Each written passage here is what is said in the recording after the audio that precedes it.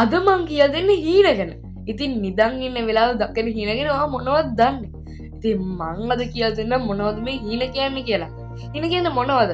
හීන කියන්නේ අපි නිදාගෙන ඉන්න වෙලාවට මොලේ සක්‍රියව ක්‍රියා කරන විට ඇති වෙන මනස තුළ ඇතිවන දෘශ්‍ය සිද්ධීන් හා හැඟීම්. ඉතින් හීන වැඩියෙන් පේන්නේ කුමන අවස්ථාවේද? හීන වැඩියෙන් පේන්නේ REM sleep කියන නිදිබර අවස්ථාවේ. මේ අවස්ථාවේදී ඇස් ඉක්මනට චලනය වෙනවා. ශරීරයේ කාර්යක්ෂම නැහැ, ශරීරය දුර්වල වෙලා තියෙනවා. මොළේ තමයි කාර්යක්ෂම වැඩ කරනවා. ඉතින් මේ අවස්ථාවේදී හීන පේන්නේ ඇයි කියන කාරණාව මතක් කරනවා. පළවෙනි කාරණේ මතක සකස් කරන එක. දවසේ සිදුවී දේවල් මතක හැඟීම් වගේ දේවල් මොළේ ගබඩා කරනවා මේ අවස්ථාවේදී. දෙවන කාරණේ හැඟීම් පාලනය. බිය, දුක, සතුට කියන එක එක හැඟීම් මොළය හීන මගින් පෙන්නලා මේ හැඟීම් පාලනය කරන්න මොළය උත්සාහ කරනවා. තුන්වෙනි එක තමයි අහමු සංඥා න්‍යාය.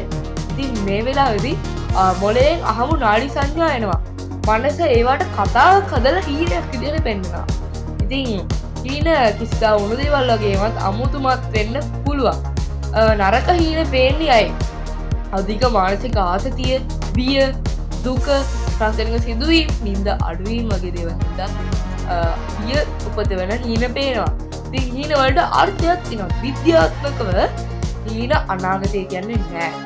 නමුත් ඔබගේ මනෝභාවය, සිතුවිලි, ගැටලු පිළිබඳ වෙන්න පුළුවන්.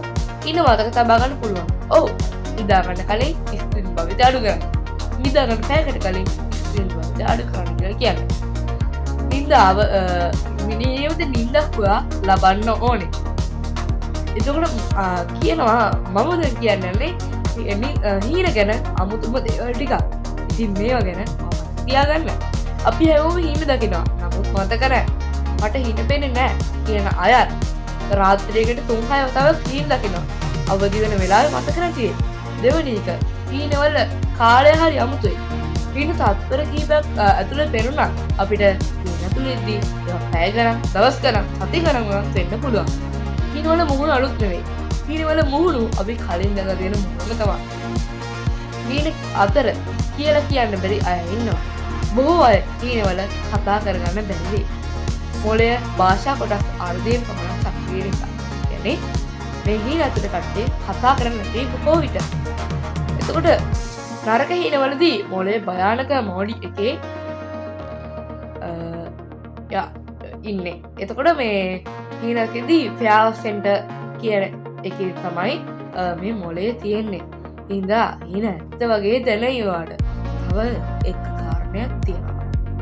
ඒ කාරණේ තමයි හීන දකින්නකොට වාට හොල්මන් වගේ පෙවුනොත්.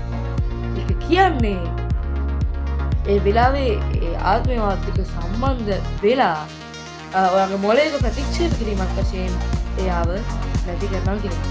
මේවා ඔයා නුවණින් හිතලා බලන්න ඕනේ. ඉතින් මම අද කියලා දුන්න දේවල් ඔයාට වැදගත් වෙයි. එහෙනම් මම යනවා.